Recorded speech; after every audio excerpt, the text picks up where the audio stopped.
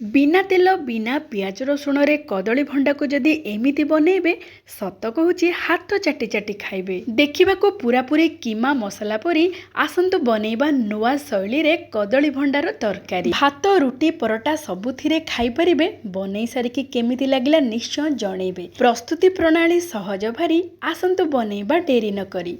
दर्शक बंधु समस्तंकु करूची मु प्रणिपात मा गेलु हांडीशाला को आपण मानको बहुत बहुत स्वागत। संपूर्ण नुआ शैली रे कदली भंडा तरकारी आसंत करिबा प्रस्तुत। दर्शक बंधु आपण माने कदली भंडारे विभिन्न प्रकार व्यंजन प्रस्तुत करिथिबे।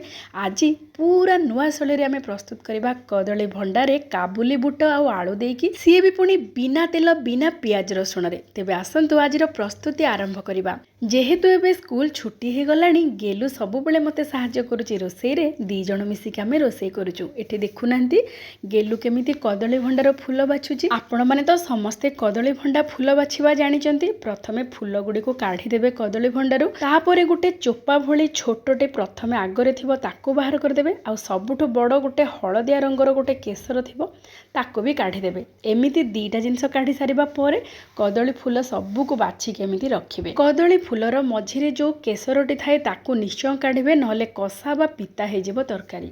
एठी देखंतु आमे फूल सबु को बाछि सारिबा परे ताको चॉप कर देबा। आमे पूरा कीमा मसला परी जेमिति देखा जिवो सेमिति प्रस्तुत करिबा। आपण माने चाहिले पूरा गुंड करिकि मध्य काटि परिबे।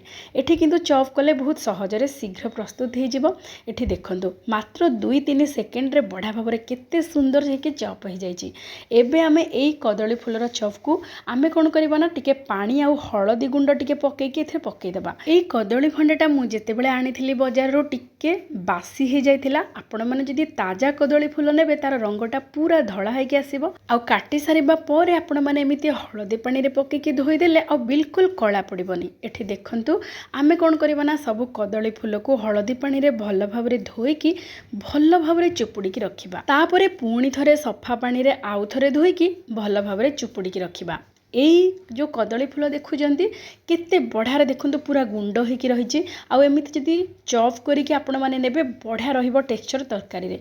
किंतु ग्राइंडिंग बिल्कुल करिबेनी नचेत पेस्ट हो बिल्कुल भल लगे। एठी देखंतु आमे कोन करबा ना कदली भंडा जो आमे बाछिकी नेले सब चॉप करिकि ताको प्रेशर कुकर रे दे देबा। आ एठी मो गोटे कप काबुली बुट को राति सारा बतुरेई की रखिथिली ताको मध्य दे दोछि। एठी आ गोटे आलू को छोटो छोटो खंड करिकि काटिकि दे देबा। आ टिके पानी देबा जेमिति टिके हल्का बुडिला परी लूण हळदी आ गोटे तेजपत्र चाहिले गोटे डालचिनी खंड मध्य देई पारिबे। ए सब को भल भाबरे गोळेकी आमे बसई देबा मीडियम फ्लेम रे 2टा सीटी आसीबा पर्यंत। से भितर आमे मसला पई नबा आमे चॉपर नबा अदा आ कंचा लंका टमाटो 3टा टमाटो टिके अधिक नबा कहीं ना जेहेतु बिना पियाज रसुण रे प्रस्तुत करूचे टमाटर परिमाण टिके अधिक रहिले बेसी बढ़िया लागिबो। आ ता सहित धनिया पत्रर डांग निश्चय पकेबे स्वाद को 2 गुण करदेबो। एठी देखंतु ए सब को भल भाबरे आमे चॉप करिकि नै जिबा केते बढ़िया देखंतु ग्राइंड हे जाइछि। आपण माने चाहिले ग्राइंडिंग मध्य करि परिबे।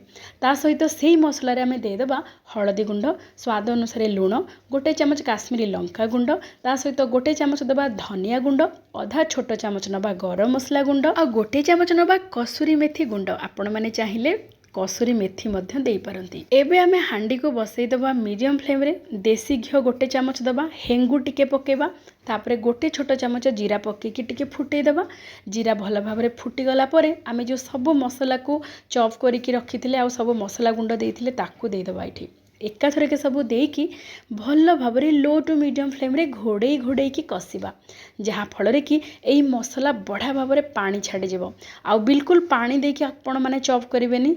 ये जो टमाटर रस रे जितिकी पानी अच्छे सेतिकी पानी रे आपण माने चॉप करिवे बा ग्राइंड करिवे जहाँ फल रे कि बहुत कम समय रे माने मात्र 5 मिनिट भितर मसला कसी कि पूरा सुखिला हो जिवो।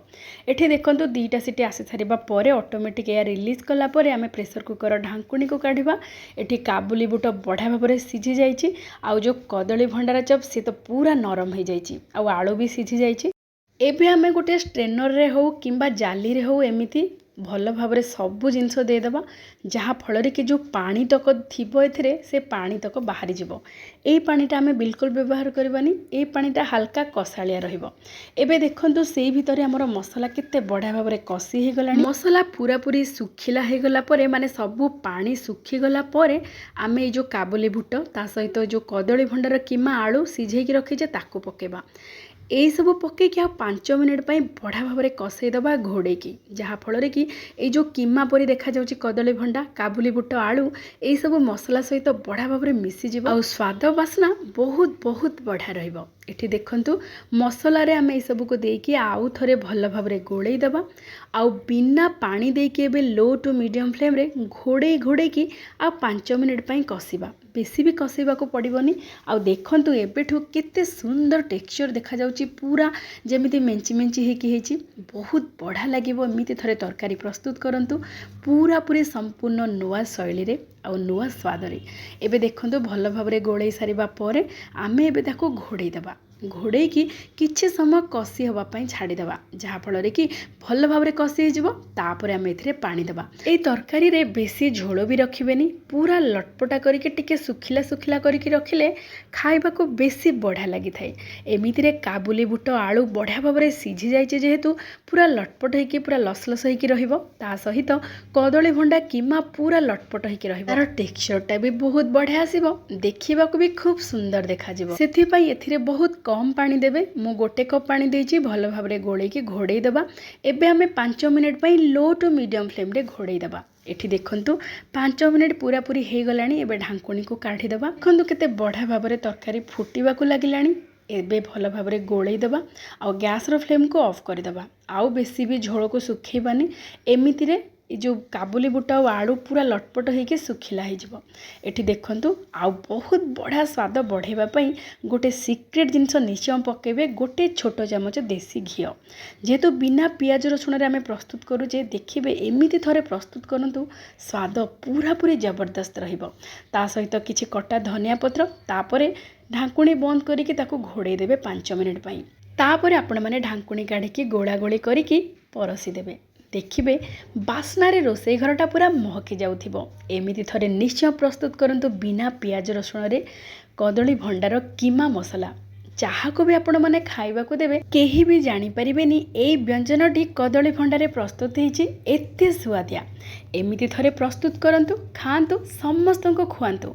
आजिर प्रस्तुति आपण मानको केमिति लागिला विनम्रतार सहित अनुरोध निश्चय जणेबे। भल लागिथिले लाइक शेयर सब्सक्राइब करबा सहित हाइप मध्य करदेबे। आउ जदि फेसबुक पेज रे देखुथांते विनम्रतार सहित अनुरोध निश्चय फॉलो करिवे। आजि पई एतिके जय जगन्नाथ।